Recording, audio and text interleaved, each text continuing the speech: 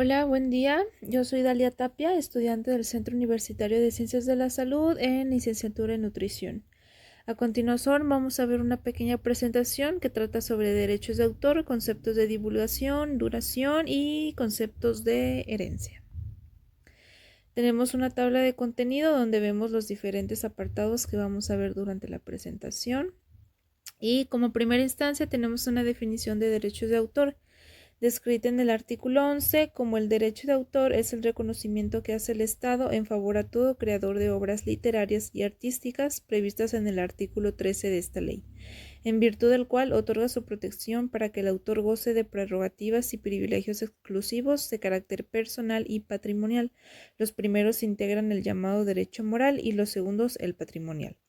En el artículo 13 se mencionan las categorías de las obras que protege la ley, es decir, todas aquellas obras específicas de que la Ley Federal de Derechos de Autor puede actuar y puede proteger. Y en el artículo 14 los términos de obras a las que no protege, es decir, todas aquellas circunstancias en las que no son aptas las obras para que puedan ser protegidas por la Ley Federal de Derecho de Autor. Nada más las menciono, pero no las describo porque me desviaría un poquito del tema, pero sí es importante que si tienen algunas dudas puedan acudir a ellas.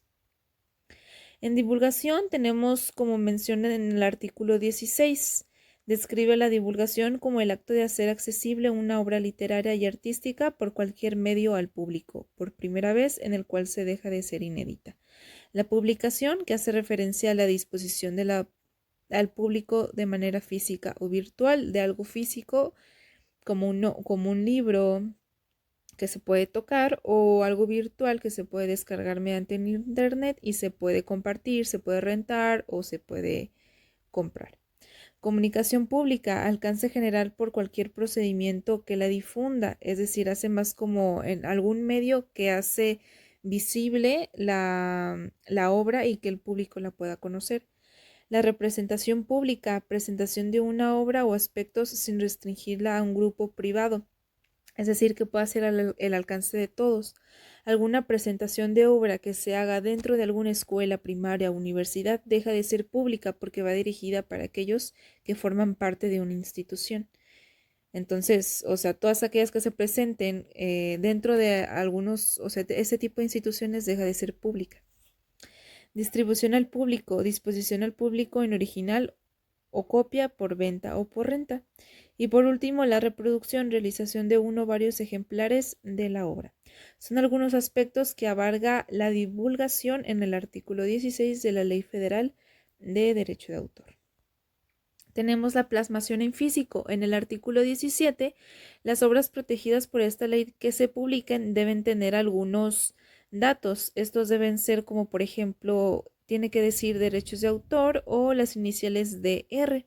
Tiene que tener el símbolo C encerrado en un círculo, el número internacional normalizado, el nombre completo del titular, del autor, la dirección del autor, el año de la primera publicación. Este tiene que estar en un sitio visible, casi todos lo tienen. Por ejemplo, cuando nosotros queremos citar algún libro, casi en las primeras páginas vienen todos los datos necesarios que nosotros necesitamos para poder referenciarlo. Y además datos que no son necesarios, pero que forman parte indispensable, por ejemplo, en el artículo 17 de la Ley Federal de Derecho de Autor. Dice que tiene que estar en un sitio visible, su omisión no implica la pérdida de derechos, es decir, si el autor no los pone, en realidad no quiere decir que la Ley Federal de Derecho de Autor no puede actuar y no puede proteger la obra, sino al contrario, sí lo puede hacer, pero dice que no se libra de sanciones, es decir, que si no las pone puede ser penalizado o si algún cliente o alguien que compró o rentó la obra desea denunciarlo, pues también se puede hacer aunque el autor no haya puesto este tipo de información en su obra.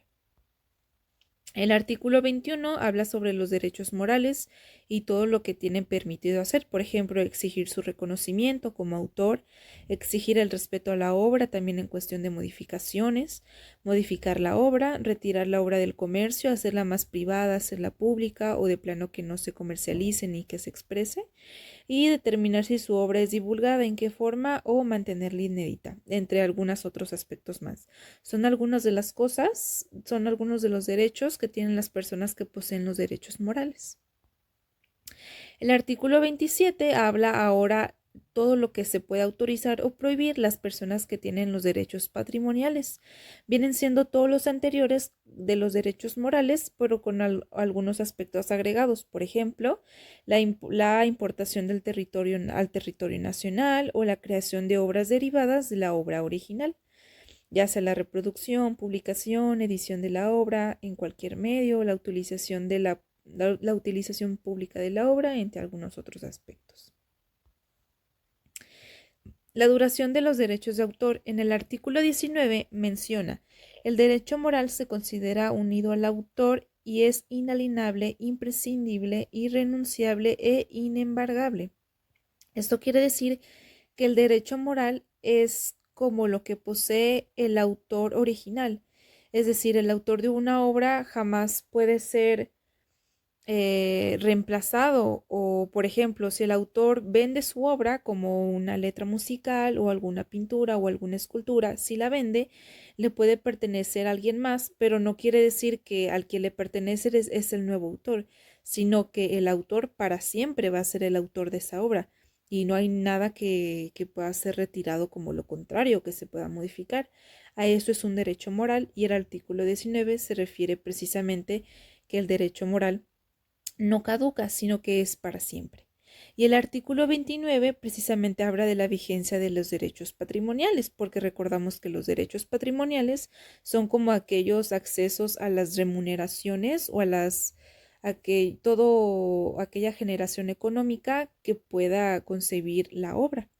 En este caso sí tiene vigencia, por ejemplo, toda la vida del autor, 100 años después de la muerte del autor, 100 años después de ser divulgadas, y por ejemplo, cuando hay varios autores, los 100 años se contarán a partir de la muerte del último autor. En cuestión de la herencia de derechos, si alguna persona se llegara a preguntar si se puede, pues claro que sí. En el artículo 30 de la Ley Federal de Derecho de Autor menciona: el titular de los derechos patrimoniales puede transferir sus derechos u otorgar licencias de uso exclusivas o no exclusivas. Será onerosa y temporal, todo por escrito para su validez. Es decir, que sí se puede, pero tiene que estar escrita para que pueda ser válido. El artículo 31 menciona: la participación proporcional en los ingresos, remuneración fija y determinada es irrenunciable. Es decir, aquel heredero de los derechos de autor no puede renunciar a ellos a menos que los herede a alguien más. Y pues esta participación proporcional en los ingresos, es decir, cuando se establezca un heredero y que se escriba, que se tenga por escrito, esto se tiene que poner pues qué parte le toca de manera proporcional, hablando de porcentajes. En el artículo 33 menciona: a falta de estipulación expresa, los derechos patrimoniales se consideran por 5 años o hasta 15 dependiendo de la obra y su inversión. Es decir, que si en el escrito no menciona por cuánto tiempo una persona tiene los derechos patrimoniales de la obra, la Ley Federal de Derecho de Autor le concierne solamente 5 años y se puede alargar hasta 15 dependiendo de la naturaleza de la obra o de la inversión o de algún tipo de enlace especial que tenga el heredero con la obra original. En el artículo 32 menciona que los contratos deben inscribirse en registro público del derecho de autor para poder ser válidos. El artículo 25, es titular del derecho patrimonial el autor, el heredero o el adquiriente de cualquier título.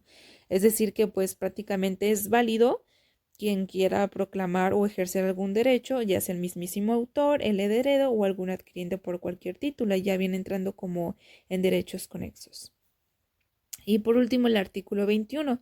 Los herederos solo pueden ejercer las facultades establecidas en fracciones tal, tal y tal. En realidad, el artículo 21 habla sobre el derecho moral.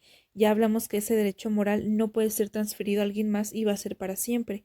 Pero hablando de los herederos de aquella obra, obviamente no tienen derechos morales porque no son los autores, pero sí pueden proclamar algunas acciones y algunos tipos de derecho o pueden hacer algunos ajustes que son precisamente los establecidos en el artículo 21. No los pongo porque en realidad son bastante extensos y nada más estamos como repasando y viendo cuáles son los relacionados en cuanto al tema. Y por último tenemos un ejemplo, el famosísimo saga de Harry Potter escrito por Joanne Rowling. Pues básicamente esta obra, Harry Potter, aplica a su protección por la Ley Federal de Derecho de Autor, ya que es una obra literaria, es original, posteriormente también es cinematográfica, gracias a ello también es una obra fotográfica y posteriormente también dramática y teatral. También en Guadalajara se presentan muchas demostraciones en museos y teatros que involucran como algunas experiencias con relación a diferentes películas de la saga de Harry Potter. Entonces es precisamente Harry Potter aplica su protección por la Ley Federal de Derecho de Autor, ya que presenta las características de las obras que son protegidas en el artículo 13. Posteriormente, en la divulgación, Joanne Rowling puede acceder a la publicación, comunicación, representación, distribución y producción, ya sea de manera pública o privada.